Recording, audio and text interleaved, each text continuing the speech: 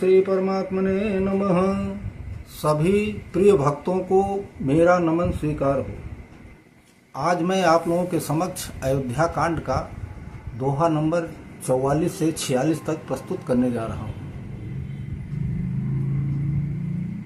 अच्छा प्रसंग है, मानस की चौपाइयाँ हैं, जहाँ भी आप खोलिए वहाँ ही सुंदर सुंदर प्रसंग आते हैं। आप लोग वीडियो पूरा देखिएगा। मैं अभी गा के सुना रहा हूँ, इसके बाद इसका अर्थ भी बताया हूँ। कृपा करके वीडियो पूरा देखिएगा। फल उसका तभी है जब तक आप पूरा वीडियो नहीं देखेंगे। आइए शुरू किया जाए। दीन दयाल बिरदु संभारे, हरहु नाथ मम संकट भारी। अवनि पयकनि राम पगुधारे, धरि धीरजु तब नयन उघारे। सचिव सम्हारी राउ बैठारे, चरण परत नृप राम निहारे। लिए स्नेह बिकल उर लाए, गए मनि मनहु फनिक फिर पाई। राम ही चितई रहु नर नाहु, चला बिलोचन बारी प्रबाहु। शोक विबस कछु कहई न पारा, हृदय लगावत बारहि बारा।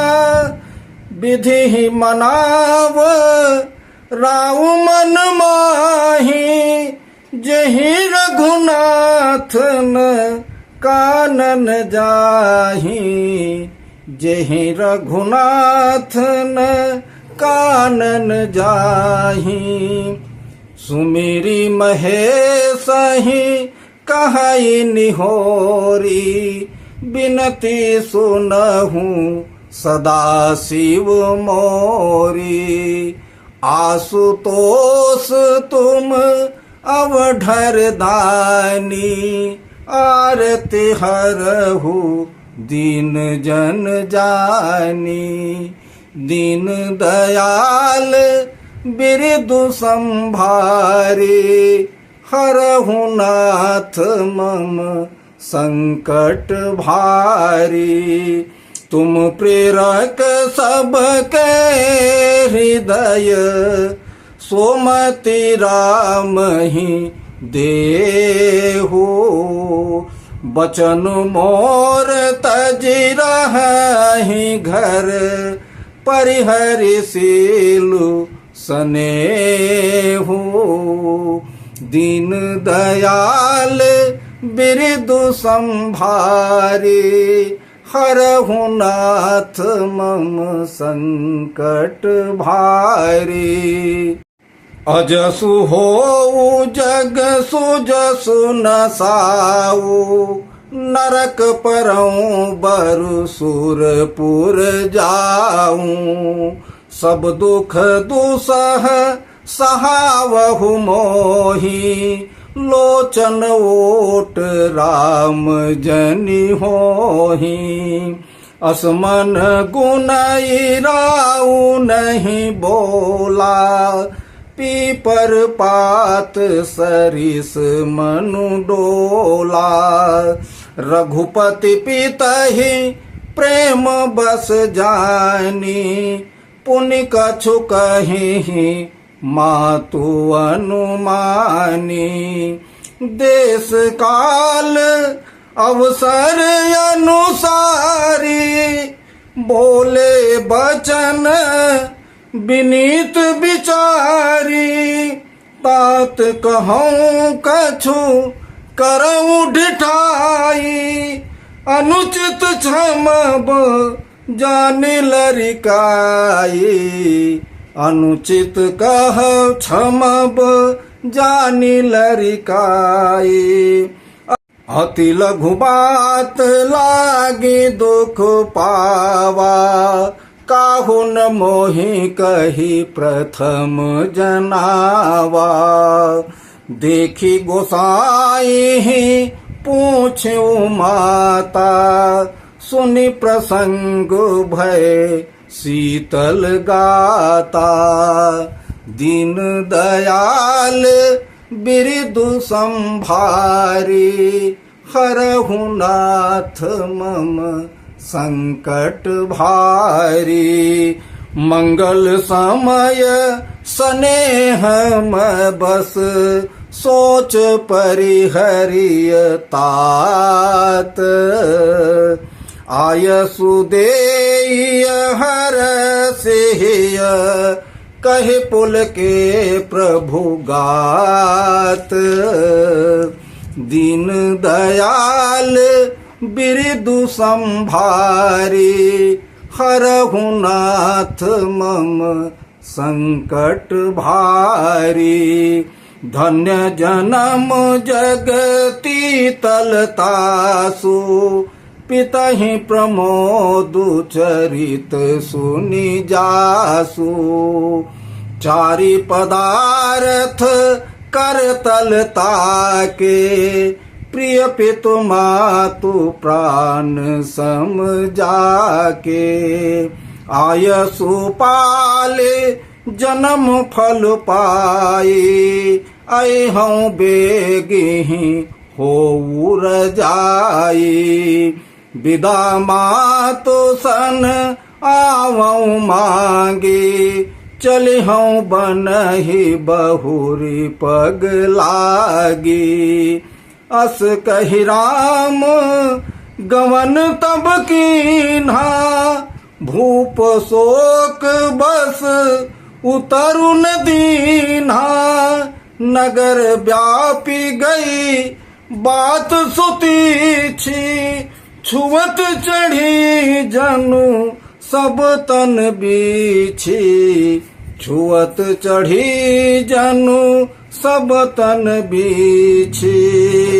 सुनि भय विकल सकल नर नारी, बेल बिटप जिमि देखी दवारी। जो जह सुनई धुनई सिर सोई, बड़ बिसादु नहीं धीरजु होई। दीन दयाल बिरदु संभारी, हरहु नाथ मम संकट भारी। मुख सुखाहि लोचन स्रवहि, शोकुन हृदय समाई। मनहु करुण रस कटकई, उतरी अवध बजाई। दीन दयाल बिरदु संभारी, हरहु नाथ मम संकट भारी। बोलिए सियावर रामचंद्र की जय, पवन सुत हनुमान की जय। ओम श्री परमात्मने नमः। इसके पिछले भाग में आप लोगों को मैंने सुनाया था कि राजा दशरथ कैकेयी के भवन में पहुंचे हैं और कैकेयी से वार्तालाप चल रहा है। मंत्री सुमंत्र जी प्रभु श्री रामचंद्र जी को बुलाने गए हैं और बुला के ले आए हैं। इसी के आगे का प्रसंग है। इसके आगे का प्रसंग यह है कि जब प्रभु श्री रामचंद्र जी वहाँ पहुँचे तो राजा को जब पता चला किसी तरह, तो अपनी आंखें खोले और किसी तरह जो है हिम्मत अपने आप को बंधा के, धीरज बंधा के उठने की कोशिश कर रहे थे। तो मंत्री सुमंत्र जी ने उनको जो है सहारा देके बैठाया।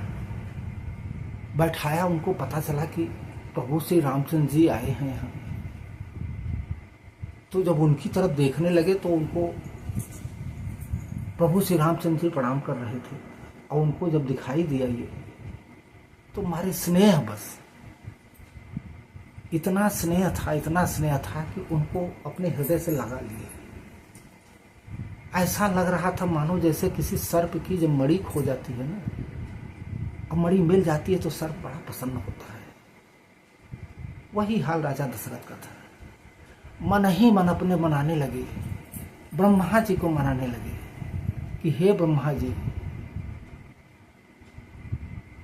प्रभु श्री राम जो है वन में न जाए, घर में ही रहे, मेरे साथ रहे। शंकर जी को मनाने लगे कि हे सदाशिव, हे आशुतोष, आप तो औढ़र दानी हो, आप तो सभी दीनों पे दया करते हो, आप दीन दयाल हो। आप ऐसा प्रभु श्री रामचंद्र जी के मति में फेर दो कि वो बन न जाए, घर ही में रहे। ऐसा उपाय कर दो कोई। इतना उनका स्नेह था प्रभु श्री रामचंद्र जी पे कि वो कुछ समझ नहीं पा रहे थे क्या करें। कह रहे थे कि चाहे हमारा भले ही सर्वनाश हो जाए, अपयश हो जाए, कुछ भी हो जाए, हमको मेरे पुण्य का फल मिले चाहे न मिले, लेकिन मेरी बातों का या किसी की बातों का न लेके वो बन न जाए, काटते ही रहे। मैं यही चाहता हूं। इस तरह की बातें बोल तो नहीं रहे थे, उनके मन में ये सब चल रहा था और भगवान को मना भी रहे थे। लेकिन प्रभु श्री रामचंद्र जी तो अंतर्यामी हैं, वो तो सबकी बातों को सुनने वाले हैं। वो राजा दशरथ की बातों को समझ गए कि क्या अंतर से अंदर कह रहे हैं, इनके अंदर की लालसा क्या है, वो खूब अच्छी तरह से समझ गए। जब अच्छी तरह से समझ गए तो कहने लगे कि हे महाराज, मैं अगर इस समय कुछ कहता हूं तो मेरी बाल्यावस्था है, मेरी यह ढिठाई है, उसको मान के आप सुनिएगा कि मेरी ढिठाई मान लीजिएगा। और आपकी जो मन में बातें हैं वो मैंने माता जी से पूछ लिया है, माता जी से सब बता दिया है। और अगर हमको पहले ही ये सब पता चलता तो आपको इतना दूसरा दुख सहने की कोई जरूरत नहीं थी। मुझको पहले पता ही नहीं था ये। आप बताइए, एक छोटी सी बात को लेके आप इतना दुख सह रहे हैं। कितनी छोटी सी बात है और आप इस तरह से दुखी इतना हो रहे हैं कि जिसका कोई जवाब नहीं है। मैं क्या कहूं? आप इस बात के लिए बिल्कुल न दुखी होइए, बहुत छोटी सी बात है। मैं बहुत जल्दी जाऊंगा वन और बहुत जल्दी वापस आऊंगा। आप इसमें किसी तरह का दुख मत कीजिए, किसी तरह का अपने मन में दुख मत लाइए। बहुत छोटी सी बात है ये। मैं अभी जाता हूं, माता जी से आज्ञा मांग के आता हूं और उसके बाद आप भी आज्ञा दे दीजिएगा। इतनी छोटी सी बात पे इस तरह से मत कीजिए। और मैं बहुत जल्दी वापस आ जाऊंगा, आपके पास आ जाऊंगा। आप ऐसा कुछ न सोचो, कुछ न करो, मैं वापस आ जाऊंगा, बहुत जल्दी वापस आ जाऊंगा। ऐसा कह के जो है प्रभु श्री रामचंद्र जी वहां से चल दिए। यह बात जो है जब बाहर नगर में लोगों को सुनने को मिली तो जहां जो सुन रहा था वो एकदम से ठहाका मार के रह जाता था। अरे ये क्या हुआ? आंखों में आंसू लोग रोने लगे, जिससे रोते हैं उस तरह रोने लगे।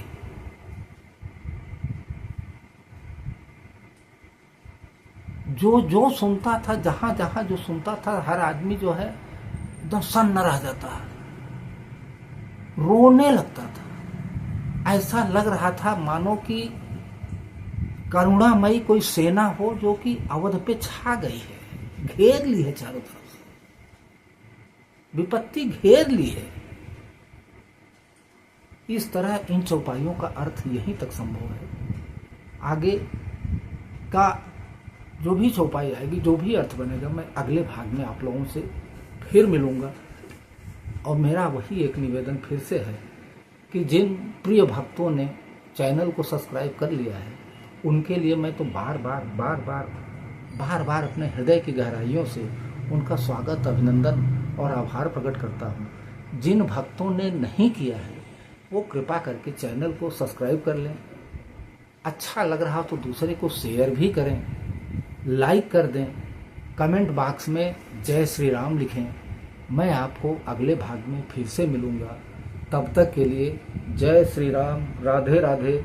बोलिए सियावर रामचंद्र की जय, पवन सुत हनुमान की जय।